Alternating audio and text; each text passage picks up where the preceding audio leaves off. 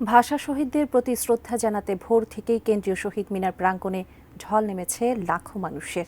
প্রভাত ফেরিতে অংশ নিয়েছেন বিভিন্ন রাজনৈতিক দলের নেতাকর্মীরা।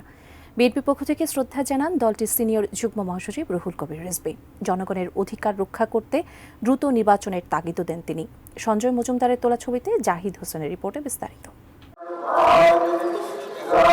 প্রভাত ফেরির এ জনস্রোতই বলে দেয় ৭৩ বছর আগে মাতৃভাষার জন্য যারা লড়েছিলেন এ জাতি তাদের ভুলে যায়নি। সকাল ১০টা নাগাদ দলীয় নেতাকর্মীদের সাথে প্রভাত ফেরিতে অংশ নেন বিএনপির সিনিয়র যুগ্ম মহাসচিব রুহুল কবির রিজভী। শহীদ বেদিতে শ্রদ্ধা নিবেদন শেষে তিনি মন্তব্য করেন, দেশে আবার ফ্যাসিবাদের উত্থান হলে ২১-এর চেতনায় তা রুখবে। সবকিছুতেই ২১শে ফেব্রুয়ারি আমাদেরকে প্রেরণা জুগিয়েছে, আমাদেরকে উদ্বুদ্ধ করেছে, আমাদেরকে সংগ্রামের মধ্যে সামিল করেছে।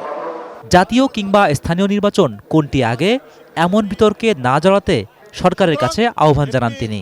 গণতন্ত্রে বিশ্বাসী রাজনৈতিক দল ক্ষমতায় থাকলে পরে অবাধ সুষ্ঠু নির্বাচন স্থানীয় সরকারে হওয়া সম্ভব।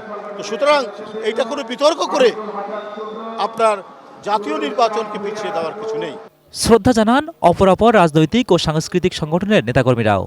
এমন বাংলাদেশ চাই যেই বাংলাদেশের সকল জাতিসত্তার মানুষ তার স্ব ভাষায় নিশ্চিন্তে কথা বলতে পারবেন। সকল ধর্মীয় বিশ্বাসের মানুষের একটা সাধারণ রাষ্ট্র দরকার, সেই রাষ্ট্রটা হতে হবে গণতান্ত্রিক। এর আগে ২১-এর প্রথম প্রহরে কেন্দ্রীয় শহীদ মিনারে শ্রদ্ধা জানান বৈষম্য বিরোধী ছাত্র আন্দোলন এবং জাতীয় নাগরিক কমিটির নেতারা, ছিলেন জুলাই যোদ্ধারাও।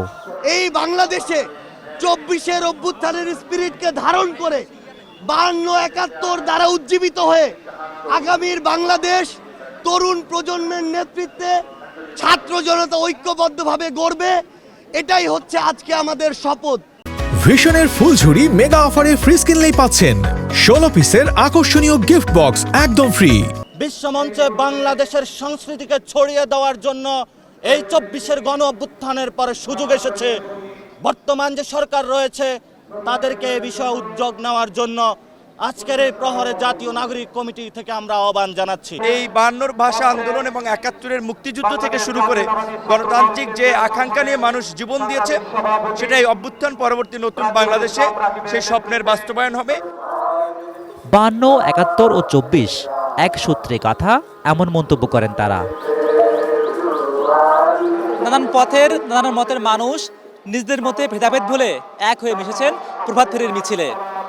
আন্তর্জাতিক মাতৃভাষা দিবসে তাদের একটাই চাওয়া, স্বাধীনভাবে যাতে মায়ের ভাষায় কথা বলতে পারেন। Zahid Hossain, ATN news, Dhaka.